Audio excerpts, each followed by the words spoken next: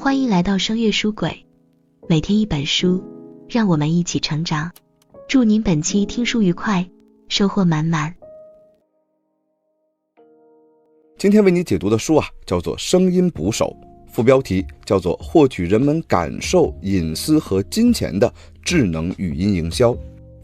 对于智能语音设备咱们都不陌生。你很可能购买过小度音箱或者天猫精灵这一类的产品，并且通过和他们说话来发出命令，比如问问天气、听听歌。除此之外，智能语音设备还包括车载信息系统、警报器等家居互联设备。简而言之所谓智能语音，就是通过捕捉我们的声音来完成任务的技术。这本声音捕手关注的便是这样当下一个非常火热的行业。不过，作者并不是想和我们一起畅想行业未来，而是希望向我们发出警告：智能语音很可能并不是我们的朋友。何出此言呢？我来给你举个真实的案例。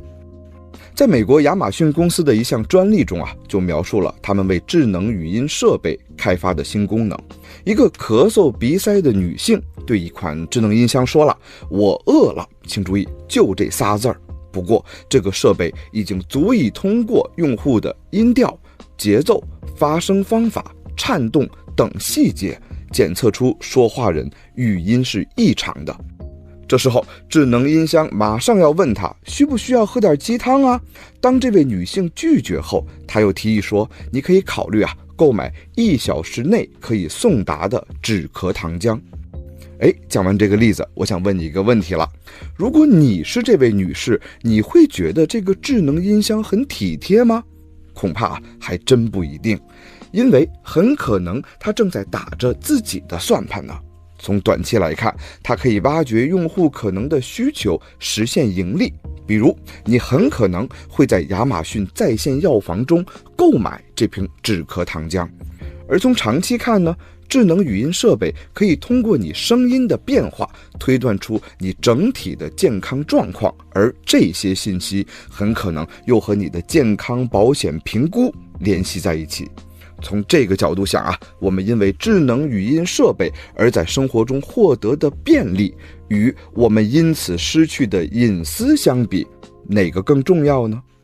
当然评估其中利弊的权利肯定要交给消费者本人，但是这本书的目的就是在你进行决定之前，帮你揭秘智能语音行业如何攫取我们的个人信息，实现它自己的商业目的。这本书的作者是美国宾夕法尼亚大学教授约瑟夫·图罗，他是广告学研究的著名学者，自1974年开始便在全球顶级的学术刊物上发表广告学的相关研究。近年来他尤其专注于商业智能语音设备的研究，而《声音捕手》这本书是他在2021年最新的力作，一经推出便被美国著名的商业博客 Business Insider 评选为当年最值得关注的21本书之一。好，接下来我就分为3个部分为你介绍这本书的主要内容。第一部分，我从历史角度来和你梳理一下声音如何成为了商业营销的新宠。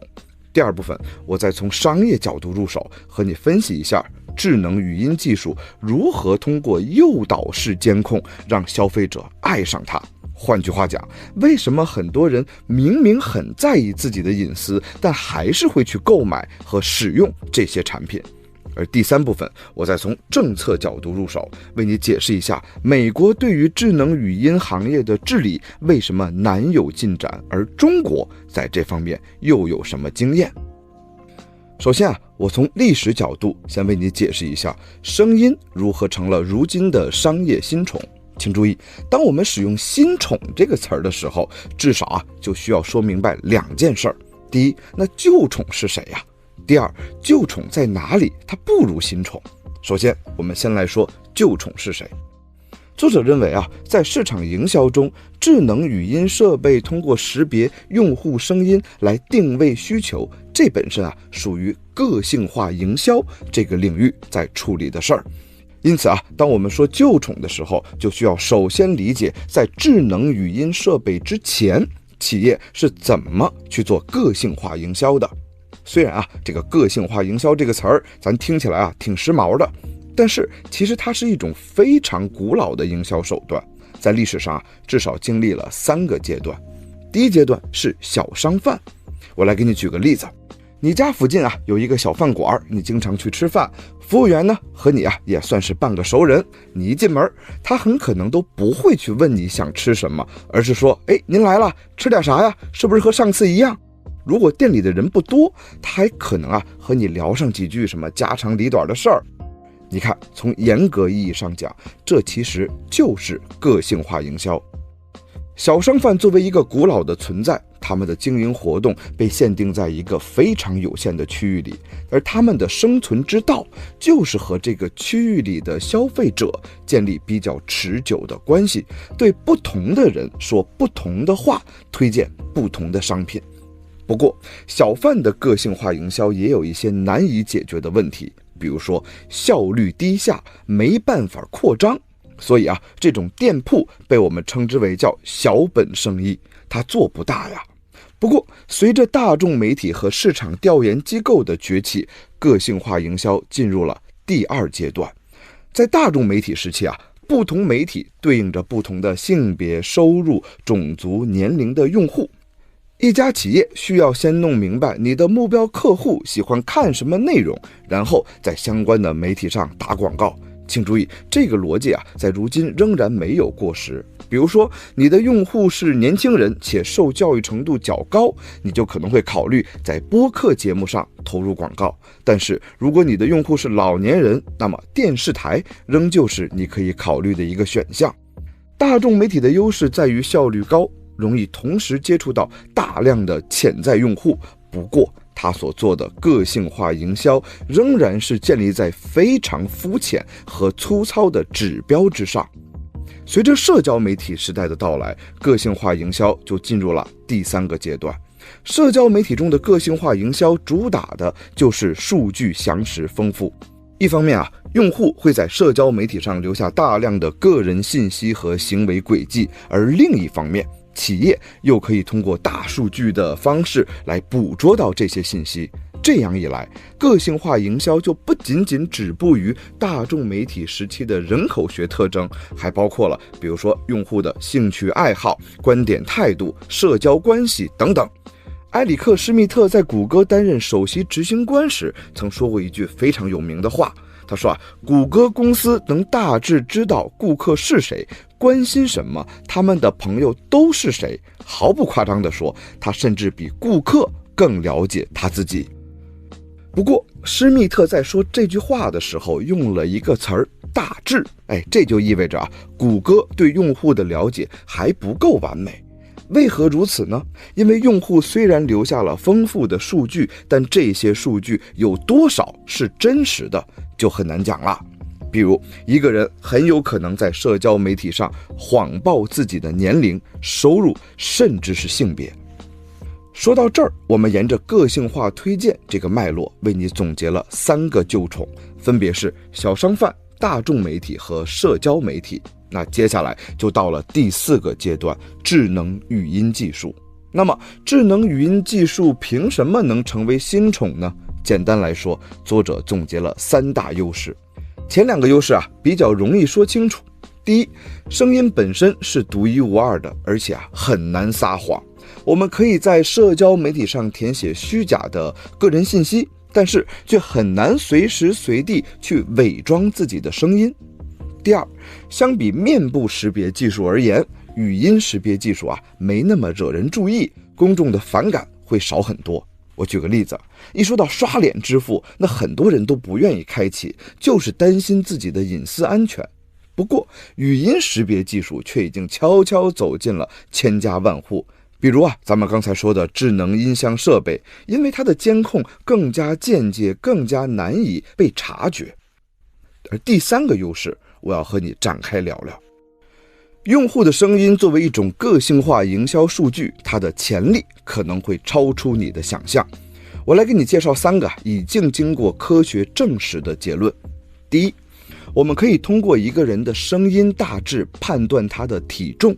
因为体重越重的男性啊，他的声音就越高昂，而体重越重的女性，她的声音就越低沉。不仅如此啊，我们如今甚至已经可以根据5岁儿童的声音频率来判断他的实际体重了。第二，我们可以通过一个人的声音去揭示他的身高，这个道理啊也不难懂。个子高的人有更长的声道，更大的肺，他的声音和个子矮的人就不太一样了。第三，在一名女性开始服用避孕药的几个月内，智能语音技术就可以检测出她用了避孕药。这是因为这种药物会抑制排卵，从而改变身体的激素水平，进而改变一个人的声音特质。当然啊，这3个例子啊仅仅是冰山一角。智能语音领域的研究者普遍相信，在不久的将来，我们可以很容易从一个人的声音中识别出更详尽的个体特征，比如说相貌、体型、疾病、年龄，甚至是智力。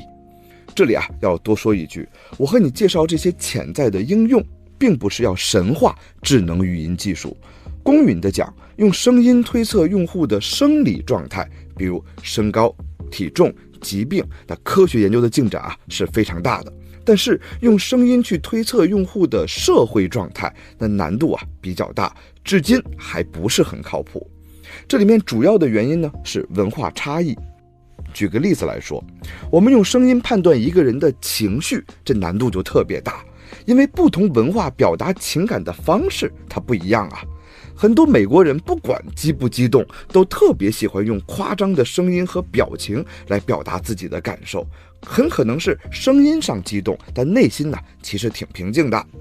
但是中国人就正好相反，我们的文化在很大程度上是压抑自我表达的，即使你很激动，也要控制自己的情绪，表现得很冷静，这才是成熟的标志啊。这也就意味着一个人的文化背景、家庭背景对他的声音表达方式影响会非常大。不过目前的智能语音技术很难掌握和分析这些文化方面的信息。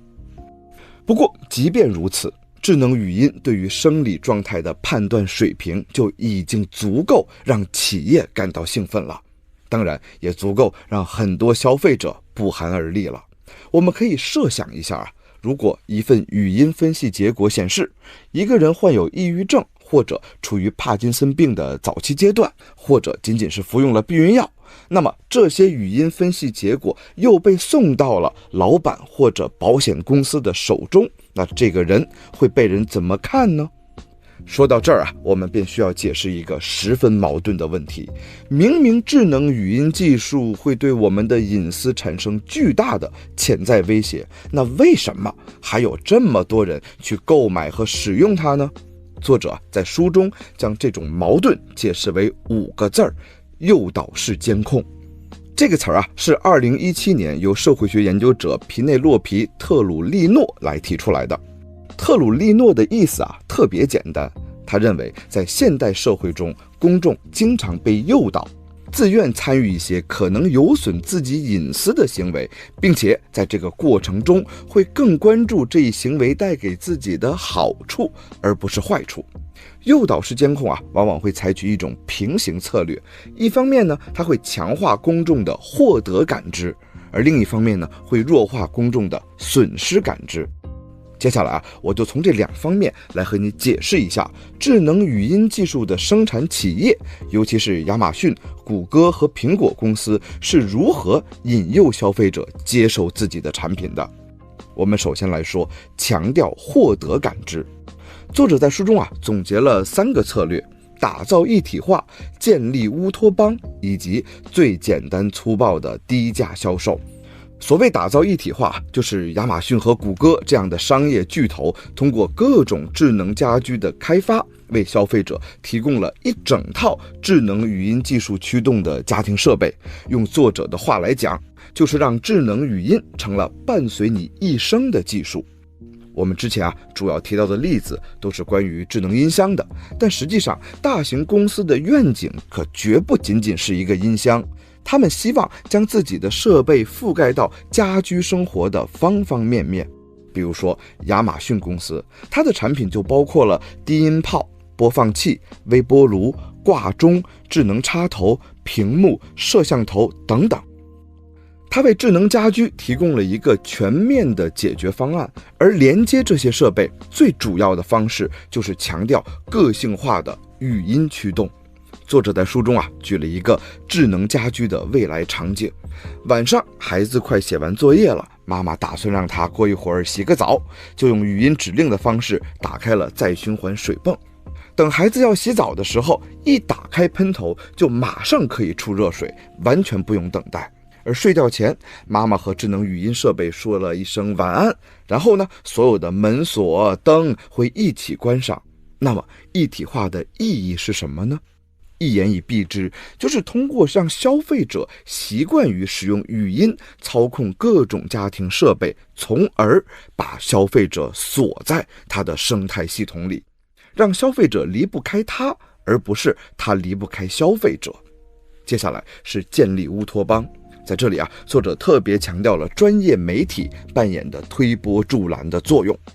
你可以回忆一下，在一项新技术刚刚出现的时候，媒体喜欢怎么报道这些技术呢？一般来讲，2种报道最多，一种是技术万岁派，媒体会宣称这个技术会带给我们一个更好的世界；而另一种是技术致死派，他会宣称这个技术会让人类陷入更大的困境。比如 AI 刚兴起的时候，人们都在畅想未来的世界会如何智能，但是当 AI 驱动的阿尔法狗击败李世石的时候，媒体又在渲染人类文明将会被 AI 攻陷的警告。这就是典型的技术万岁和技术致死2种极端态度。好，我们回到智能语音这个技术上，作者以 Siri 的问世作为案例，他发现绝大多数的媒体都在营造技术万岁的乌托邦气氛。比如说，在 Siri 推出之后，纽约时报就发表了一篇长文，回顾了交互式助手的历史，并相信他们有一天能够成为我们的医生、司机、翻译和客服。这些言论将智能语音视为技术发展史上一个重要的里程碑，一场革命性的进步。那你作为消费者，如果跟不上这种进步，自然也就会被时代淘汰。一言以蔽之，作者认为媒体对于智能语音技术的正面报道，建立了这种技术的合法性地位，也助长了这种产品将会与我们紧密相伴的观念。那么有没有报道来警告消费者必须慎重考虑智能语音呢？作者的观察是不能说没有，但是寥寥无几。甚至华盛顿邮报在一则头条文章中直接说了，智能语音设备的确存在隐私风险，但消费者愿意为了便利而牺牲隐私。美国一家语音行业的网站调查也证实了这个观点，2/3的美国人都担心智能语音技术带来的隐私风险，但是26%的人表示非常担心，但这并没有影响他们购买语音设备。最后是简单粗暴的低价销售，这个策略就很容易理解了，对于消费者而言呢，也非常熟悉。比如说，在推出智能语音设备 Alexa 时，亚马逊就首先为 Prime 会员，也就是它的金牌会员，提供了提前购买即可享受额外折扣的福利。为什么这么做呢？因为这些金牌会员是公司最信任也是最忠诚的顾客，可以帮助公司进行口碑传播。整体而言Alexa 卖得非常便宜，几乎赚不到啥钱。当然不难理解，亚马逊也从来没有想依靠这个设备本身去赚多少钱。聊完了强调获得感知，我再和你说说这些企业如何降低公众的损失感知。作者同样总结了3种策略：一是不透明的运行规则，2是转移注意力，3是安抚。我们首先来说不透明的运行规则。在美国，虽然近年来有很多人在呼吁更加积极、更加透明的算法政策，比如让企业去公开自己的算法，或者呢让消费者参与到算法制定的过程中，但是真正愿意这么做的美国企业寥寥无几。这也就意味着你的声音被智能语音设备收集之后，究竟会被发送到哪儿，如何储存，如何处理，以及处理之后的结果会如何反过来影响你，这些问题都是不透明的。当然，有些消费者非常在意这件事儿，他们就投诉这些企业，要求自己的声音不被用于商业活动。但是这么做有用吗？作者认为用处不大，因为他发现有一些企业虽然向他的家居智能设备用户保证了，他说自己会将录音和广告活动隔离开，不会将相关数据用于个性化营销，但实际上这些公司会偷偷地把录音转化成文本，再进行分析，最后拐了个弯，还是用于向用户展示个性化广告。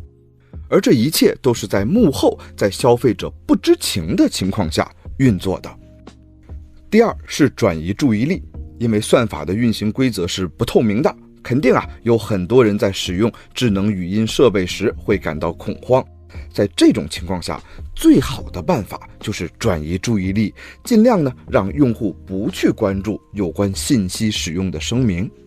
我们都知道一个 App 的隐私政策一般来讲都是以很小的字体显示在网站页面底部或者应用程序下方的选项中。就算你愿意认真阅读这些隐私政策，也会发现里面充满了各种各样的术语，好像就是为了故意让你读不下去。还有一种情况，想必你也很熟悉，当你给一家企业的客服打电话时，肯定听过这样的提醒：为了保证通话质量，您的来电可能会被录音。这其实也是在转移你的注意力。他把你的声音给录制下来，真的就仅仅是为了保证通话质量吗？实际上，至少从技术手段来讲，企业完全有能力将你的声音和你的消费习惯绑定在一起进行分析。第三是安抚。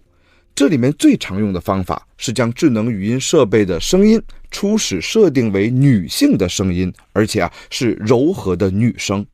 比如在美国 Siri、 谷歌智能助理和 Alexa 的默认语音都是女声，这肯定不是巧合因为啥呢？因为女性的声音会给人更多的安全感，它更友好、更恭敬、更舒适，那么消费者的接受度也会更高。当然，也有很多人批评这种设置，因为它实际上进一步强化了几代人对于女性在社会中从属地位的刻板印象。那说到这儿我们再做一下总结。我和你介绍了3种强化获得感知的策略：打造一体化、建立乌托邦、低价销售，以及3种弱化损失感知的策略：不透明运行、转移注意力和安抚。那么强化获得和弱化损失双管齐下，它结果是啥呢？结果便是培养了一大批顺从的用户，他们听任企业使用他们的个人数据。宾夕法尼亚大学的研究团队在2017和2018年做了一项历史性的研究，就证明了这一效果。研究者询问受访者在多大程度上认同以下这句话：我几乎无法控制营销者在网上对我的了解程度，而我已经接受了这个事实。要知道，在2017年，58%的被访者因为认同被归类为顺从者，而到了2018年，这个数字就直接变成了63%。既然智能语音技术给消费者带来了更加不可控的隐私风险，那么我们有没有可能禁止这项技术在商业领域中的应用呢？作者在研究时邀请了6位企业高管来预测语音画像的未来发展。其中杨狮集团的高管认为，智能语音技术永远不会在商业领域中被广泛应用，因为他认为公众不可能再一次容忍网络隐私被侵犯。不过另外5位高管却都认为，利用智能语音技术来了解客户，并且对目标客户进行定向营销是不可避免的未来。如果真如大多数人所认为的那样，智能语音技术是商业营销不可避免的未来，那么我们有没有能力去将这项技术锁在笼子里呢？或者换句话讲啊，让它的使用受限于一系列的商业伦理规范呢？说到这儿，很多人可能首先想到的策略就是我们需要通过努力来去增强用户的隐私保护意识。比如这本声音捕手就是一本很详尽的科普书籍，让你了解智能语音技术可能带来的风险。不过增强隐私保护意识这种说法虽然没错，但几乎也没什么用。在这里我想和你介绍一个社会学概念，隐性课程。这个词儿本来是教育学家菲利普·杰克逊在20世纪60年代提出来的。他的意思说的是学校如何向学生们全方位地展示好的生活方式和学习态度，而这些展示又如何潜移默化地规定了学生们探索社会的行为准则。换句话讲，学校的影响力并不仅仅是通过数理化这些课程来施加的，更是通过他倡导的生活方式来施加的，而后者的影响甚至可能比前者还要大。回到智能语音技术这个话题上来，你会发现，不管是生产这些设备的企业、报道这些设备的媒体，还是利用这些设备的广告商，他们强调的并不仅仅是这些设备在功能上的便捷性，更是大谈特谈智能语音设备在社会方方面面的革命性意义。智能语音技术是什么呀？是一项技术吗？没错，但是在各种各样的宣传中，它更像是一种梦想，一种人类社会的未来。而这些梦想加在一起，就形成了一门隐性课程，它影响着人们广泛认同的世界观，更决定了社会中大多数人想当然接受的生活规则。而这样一来，人们不仅接受了智能语音技术是先进的、合理的，也渐渐接受了智能语音营销是正常的。简单而言，作者的观点是，如果仅仅从个体层面劝说公众警惕甚至拒绝这一技术，几乎是无用功。而相比之下，更重要的手段应该是在法律层面对它进行更为刚性的限制。不过这件事儿在美国进行的可不顺利，原因其实也很简单。作者认为美国联邦政府对于监控技术采取的法律策略往往是最小干涉原则。作者甚至发现，除了针对健康、金融信息和13岁以下儿童等特定群体存在相关法规之外，没有任何联邦法律对商家的监控行为加以有效的限制。虽然在这几年里美国的抗议活动频频发生，但美国国会内部的分歧却导致联邦商业隐私法一直没办法出台。联邦法律行不通，那咱就只能寄希望于州法律。作者发现近几年的确有一些州开始针对商业隐私进行立法，比如2020年生效的加利福尼亚州消费者隐私法案，就要求公司在收集声音信息前或者收集过程中去告知消费者。如果个人要求删除自己的声音信息呢，那么公司也必须照办。这项法律甚至要求公司必须在自己的网站上设置一个醒目的退出链接，消费者点一下，他的声音数据就不允许流通和出售。但是设置这些法律的州目前实际上并不多，并且这么一个州一个州的逐一立法，它所需要的时间又非常漫长，这就造成美国对于智能语音技术的治理效果非常不理想。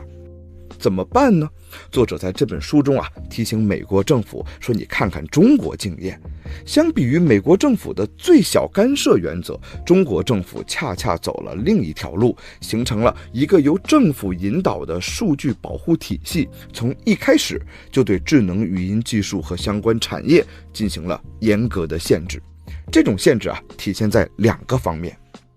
一方面，中国建立起了一个自给自足的智能语音设备生态。虽然亚马逊和谷歌开发了大量的智能语音相关设备，但在中国市场几乎都没有形成规模。